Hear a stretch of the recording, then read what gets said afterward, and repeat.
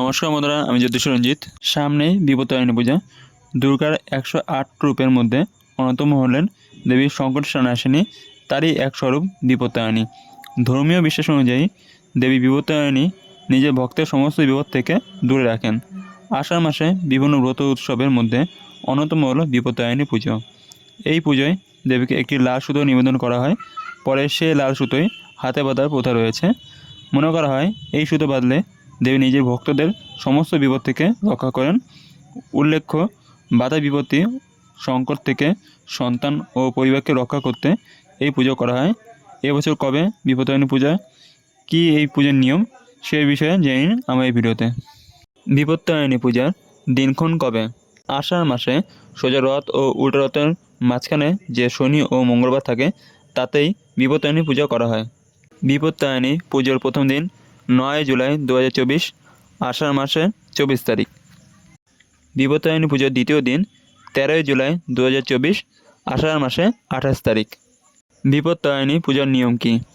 শাস্ত্র মতে বিপত্তারিণী পূজায় দেবীকে 13 রকমের ফল, 13 ধরনের মিষ্টি ও 13 ধরনের ফুল নিবেদন করা হয়। আবার যারা এই উপবাস করবেন তাদের 13 ধরনের ফল বা খাবার খেয়ে ব্রতভঙ্গ করার নিয়ম রয়েছে। অনেক জায়গায় পুজোর শেষে 13টি লুচি ও 13 ধরনের ফল খাওয়ার প্রথা রয়েছে, যে নিয়ম অবশ্যই মেনে চলবেন। বিপত্তারিণী পূজায় দেবীকে লাল সুতো নিবেদনের প্রথা রয়েছে।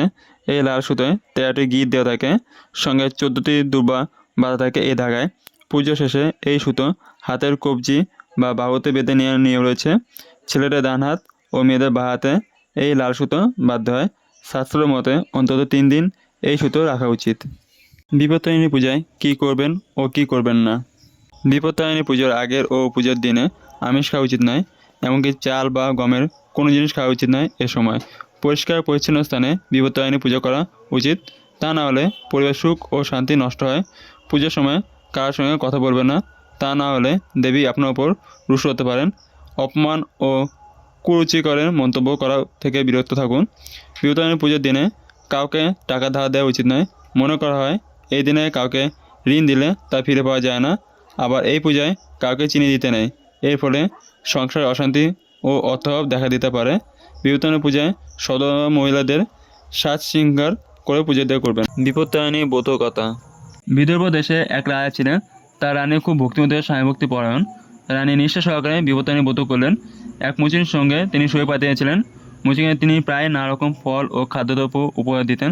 মুচিনি খুবই গরিব, তবু তার খুব ইচ্ছে রানীকে কিছু দেওয়ার। রানী রোজই বললেন যে একদিন তোমার কাছ থেকে চেয়ে নেব, কিন্তু চাওয়ার হয় না। হঠাৎ একদিন রানী বললেন, তোমরা তো গো মাংস রান্না করো, একদিন একটি নিয়ে এসো, দেখবো কী রকম। মুচিনি রানীর কথা শুনে খুবই খুশি। খুব যত্ন করে সে গো মাংস রাঁধলো। তারপর কাপড় চাপড় দিয়ে রাজবাড়িতে এনে রানীকে বলল, গো মাংস এনেছি। রানী তো আর খাবে না, শুধু দেখবে, তাই যত্ন করে ঢাকা দিয়ে রাখলেন। এদিকে হয়েছে কি, মুচিনি গো মাংস আনলো বটে, কিন্তু রাজবাড়ির একটি চাকর তা দেখতে পেয়ে গেল।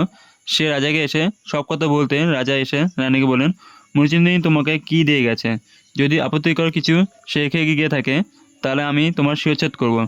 রানী বিপদে পড়ে ভয়ে ভয়ে কাঁদতে এক মনে মা বিপত্তারিণী দুর্গাকে ডাকতে লাগলেন। মা বিপত্তারিণী দুর্গার ভক্তের আকুল কান্না স্থির থাকতে পারেন না। রানী কানে কানে শেষে বললেন, দেখ গিয়ে সব ফুল হয়ে গেছে। রানী তখন রাজাকে সেই ফুল এনে দেখালেন। রাজা চাকরকে তিরস্কার করলেন। মা বিপত্তারিণী দুর্গার কৃপায় রানী বিপদ কেটে গেল।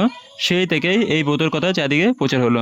সম্পূর্ণ ভিডিও দেখার জন্য আপনাদের অসংখ্য ধন্যবাদ। ভিডিওটি ভালো লাগলে লাইক, শেয়ার আর আপনাদের কোনো মন্তব্য থাকলে কমেন্টে জানাবেন এবং চ্যানেলটিকে সাবস্ক্রাইব করে বেল আইকন অন করে পাশে থাকবেন। আজকে আমার ভিডিও এখানে শেষ, দেখা হবে পরের ভিডিওতে।